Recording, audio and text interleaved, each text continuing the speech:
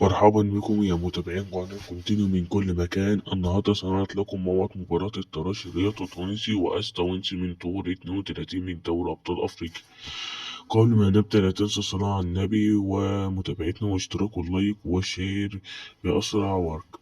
يستعد نادي الترجي التونسي إلى دوري أبطال أفريقيا بعد موسم ضعيف جدا بعد خسارته من النادي الأهلي وخسارة البطولة العربية.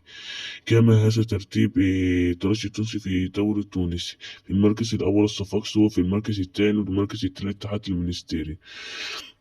وتنطلق صفارة المباراة في تمام الساعة 5 مساء بتوقيت المغرب والجزائر وتونس، الساعة 9 مساء بتوقيت ليبيا والسودان، الساعة 7 مساء بتوقيت مصر، الصفر السعودية والعراق والكويت والأردن واليمن وقطر وسوريا وفلسطين، والساعة 8 مساء بتوقيت سلطنة عمان والإمارات. وهتكون 17/9/2023 يوم الأحد القادم.